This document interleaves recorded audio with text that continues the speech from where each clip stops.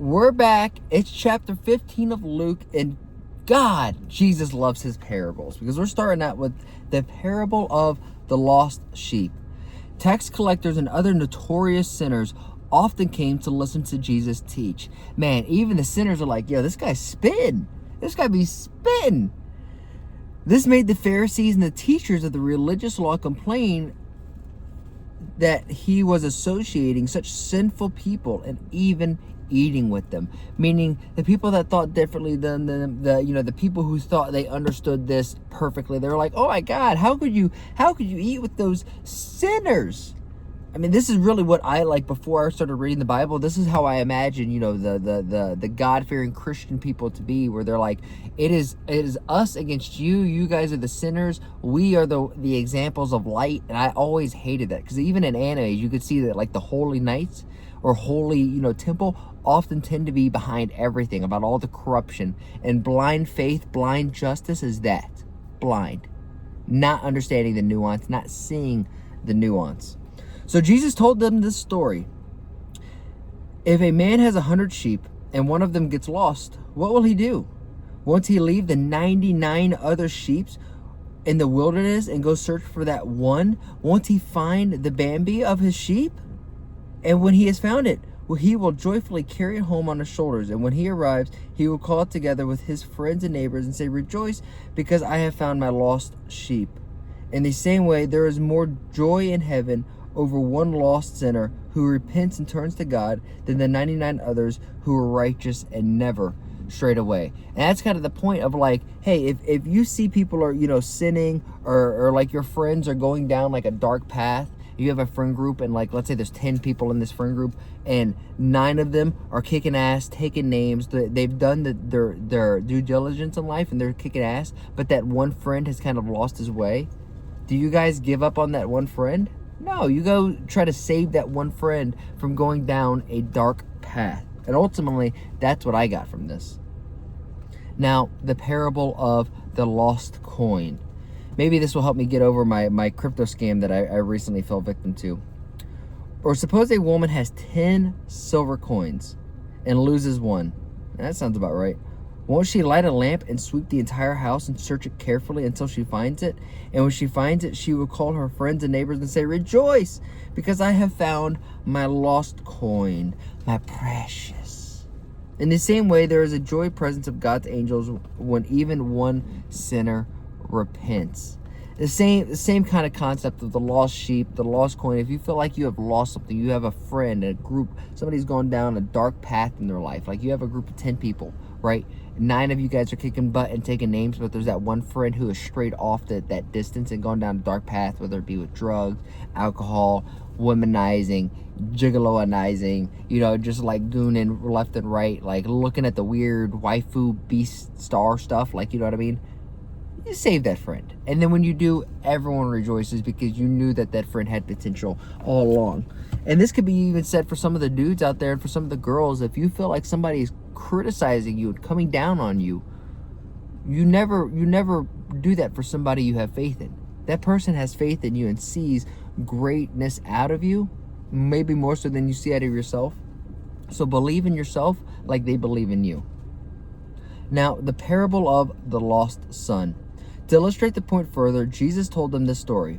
A man who had 2 sons, Jesus told them this story. A man had 2 sons. He was getting freaky in the sheets and had babies. The younger son told his father, I want to share my estate now before you die. So his father agreed and divided his wealth amongst his sons. A few days later, his younger son packed all his belongings and moved into a distant land.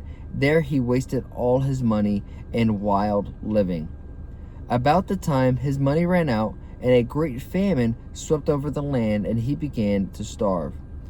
He persuaded local farmers to hire him, and the man sent him to the fields to feed the pigs.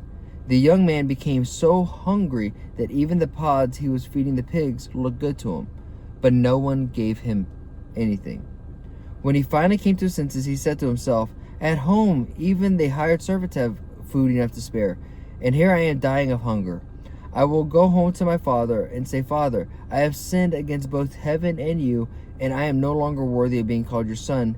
Please take me on as a hired servant." So he returned home to his father, and while he's still a long way off, his father saw him coming.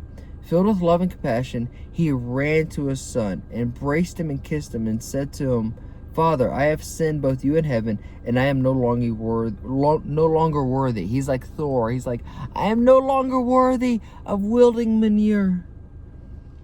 But his father said to his servants, "Quick, bring the finest robe in the house and put it on him.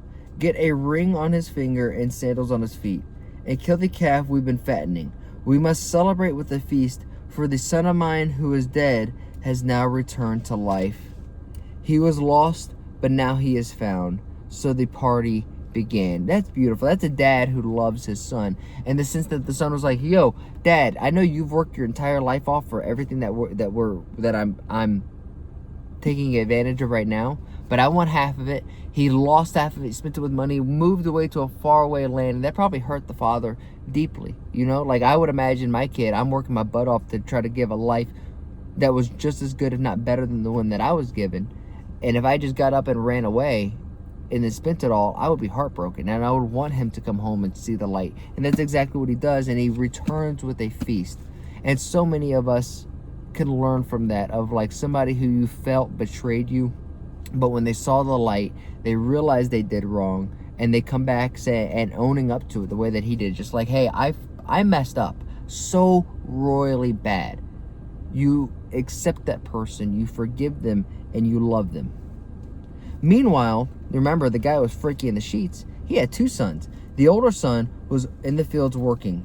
When he returned home, he heard music and dancing in the house, and he asked one of the servants, "What the hell is going on?" He said, "Naughty? There's a party? A fiesta? ¿Qué pasó?" And the servant said, "Your brother, your hermano, su hermano, está aquí. Your brother is here. He is back." And he told, "Your father has killed the fattening calf, and we celebrate because of his safe return." Now, maybe justifiably, the older brother was pissed and wouldn't go in. He was angry. He was shouting. He was crashing out, the kids would say. His father came out and begged him, but he replied, "All these years I've slaved for you and never once refused to do a single thing you've told me to do. And in all that time you never gave me one of your goats for a feast for my friends. Yet when this son of yours comes back, after squandering your money on prostitutes, you celebrate by killing a fattened calf." Once more, from his POV, he's done everything wrong and he feels betrayed. And his father said to him, "Look, dear son, you have always stayed by me, and everything I have is yours. We had to celebrate this day, for your brother was dead and has come back to life. He was lost, but now is found." To me, this is also an example that ends Luke chapter 15, but that's messed up on the father, because even though he stayed with them and everything is going to be the kid, you still have to find time to celebrate that kid.